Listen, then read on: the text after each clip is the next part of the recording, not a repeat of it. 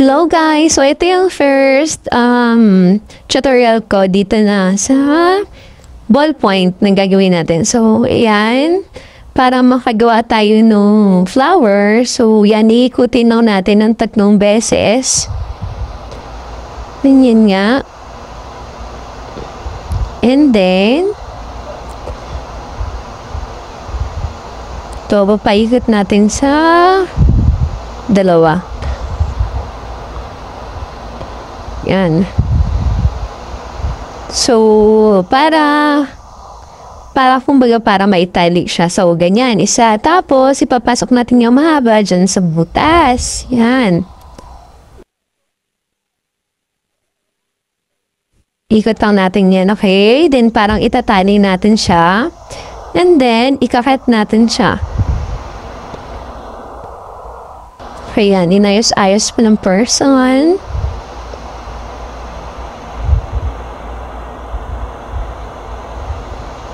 So, yan. Kakat na natin siya. Okay, yan. Ganyan po siya. So, yan. So, bali yung gagawin po natin ganyan is 5 ano tayo dito? 5 pieces lang. So, ayan pa. Okay, ganyan na. Okay? Kuha nyo ba, guys? So, sobrang bilis lang naman. So, sa isang haba nung fuzzy wire, sa isang haba niya is 2 piraso yung magagawa natin ito. Ito, parang bilog-bilog na yan. Petals yan. So, 2 yung magagawa natin yan. Then, ikakat ulit natin.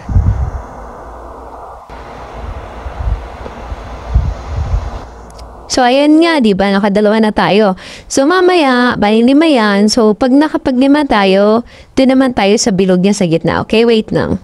So, ayan, paulit-ulit lang yung ginawa ko hanggang sa makabuo tayo ng 5 pieces dyan. So, fast forward ko na guys kasi paulit-ulit lang naman yung gagawin natin. So, sundan nyo na lang muna yung mga ginawa natin kanina. Madali lang naman siya. Kapag nakapagbuo ka ng 5 pieces nito, pwede ka na din gumawa ng sa gitna niyang pabilog. Yung pabilog naman yan is super bilis na lang naman. So, check nyo lang to.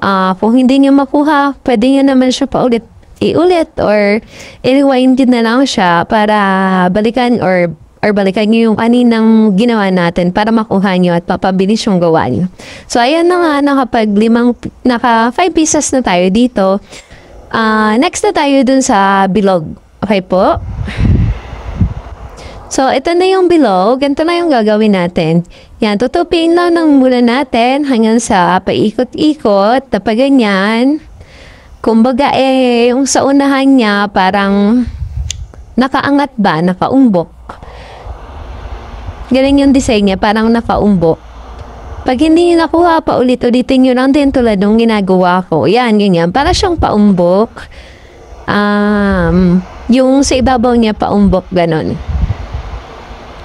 Tapos ikakat nyo lang. Sa ganyan naman, parang yung magagawa natin 2 or 3. Yan. Tapos 2 ganyan yung gagawin natin, okay? So, okay. So, ito guys, yung pangalawa, nag-fast forward na ako kasi halos same lang naman yung pagkagawa niyan. So, after naman yan is, ididikit na natin siya doon sa pink, sa petals niya, para makagawa na tayo ng flowers, okay? So, sasundan nyo lang itong mga ginagawa ko. So, ito na yung si green para doon naman sa dahon niya at doon sa katawan ng flower na ididikit na natin mismo doon sa tawag dyan, ball pen. So, ayan, sinukat ko lang kung gaano kahaba. Yan, super, lang naman yan, super liit lang. Kayo na lang magtansya kasi, lang ako dyan for the tansya lang. Wala tayong penukat dye. So, tansya lang talaga. So, ganyan lang. Ganyan na yung gagawin mo. Isa lang naman yung gagawin natin para sa dahon niya. Isang ganyan lang. Pero 2. Diba? Sa other side, tas another side din tayo. Para 2 dahon siya. Kaya yung pagdidikitan natin ng ribbon. Yan, ganyan. Dalawang ikot lang din kung paano natin ginawa yung sa petals niya. So, ganyan. Okay, ready na yan.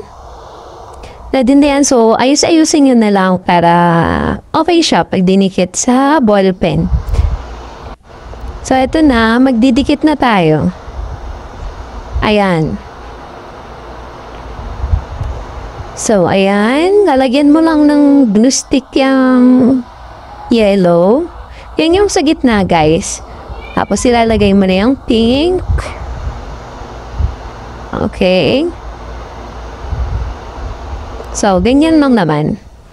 So, ayan. Paulit-ulit lang. Didikit mo lang siya ng paganyan. Bilisan ko na, guys. Kasi, same lang naman yung gagawin mo. Ayan, ganyan siya. Then, next. Sa likod naman yan na yan. Inayos-ayos ko lang. Sa likod naman yan, nilalagay mo din yung isa pang yellow. Ayan. Ayan, dinikitan ko na yan, dye. Yan, dinikitan. Okay, tapos. Ayan. Okay. Tapos, next na didikit natin is yung green sa baba. Yan, ganyan. Yung didikitan mo yan dyan, yung dulo, yan. Ayusin mo lang ha, para maganda siya tingnan. Yan, para hindi halata yung glue stick niya dyan. Tapos next, dyan naman sa ilalim, lalagay na natin tong ball pen. Yan, ganyan lang. Para mabilis yan. Ganyan lang siya. Yan, ganyan lang guys ha. Okay, tapos naman, para mabalutan natin siya is gagawin po ulit tayo ng green. Yan, lalagyan dyan. So, ganyan lang guys. Papaikot-ikutin mo lang. Tulad ng pagpapaikot sa'yo ng jowa mo. Charis. Yan, ganyan lang siya. So, dadagdagan mo lang kung may kulang. Kayo na pong bahala. Ha, ayusin nyo na lang po. Pag may kulang, ayan, pwede nyo naman siya dugtungan. Yan, dugtong-dugtong lang. Ginamit ko na yung, maliit. Kasi sayang naman nun kung di magagamit. So, ayan. Oh. Pwede nyo magamit yung mga tira-tira dyan. Mga tira-tira nyo na nakat.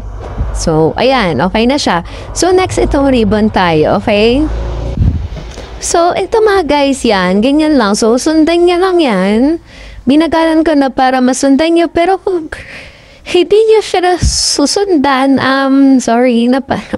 So, hindi nyo siya masusundan dyan, pwede naman mag-comment na lang kayo sa comment section kung gusto nyo ng tutorial para sa ribbon. Tuturuan ko kayo yung malaking na lang ribbon para kita kung paano yung process niya ha guys.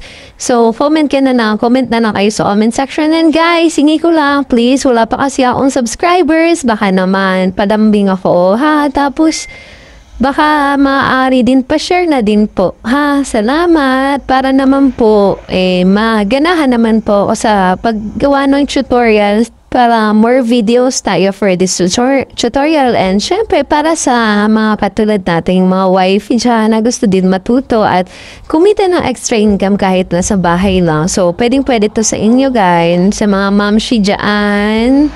Yan. Tapos, ganyan lang siya. So, 2 pirasong ribbon yung gagawin natin. Ganyan. Tapos, ayus-ayusin nyo na lang. Hindi nyo sobra pagturing nyo na lang po para hindi naman ganun kahaba. Ganun na. Inayos ko lang kasi nga hindi siya pantay. Tapos, syempre, para matali naman siya ng mahigpit para hindi naman siya matanggal. Ganyan lang. Tapos, lalagyan lang din natin siya ng glue stick para dumikit pa din syempre. And mapaganda pa din yung ating design sa ball pen. So, ayan. Yan, ganyan. Inayos-ayos ko lang siya para pumantay. Tapos, sumakto lang din sa mga ribbon na gawa natin. Tapos, syempre, sumakto lang din sa paglalagyan natin. Yan, ganyan. Then, the next naman sa likod, gagawan po ulit natin siya ng ribbon para baliktaran siya. So ito na nga guys, yung pangalawa nating ribbon para parehas na sinong malagyan. Yan. So, ganyan guys. Fast forward na lang din. Then, ayos-ayos like that. Okay po. So, halasing lang naman nung una. Ganun lang din po ang gagawin natin. Okay po. So, ayan guys. Ayan. Ginupit ko na. Didikit na natin. So, patapos naman na to. After this, okay na. So, yun guys, ito na po yung result. Thank you for watching guys. Sana nagustuhan nyo. Sana makagawa din po kayo kasi dagdag kita din naman po ito. Thank you so much po. Don't forget to subscribe. Love ya!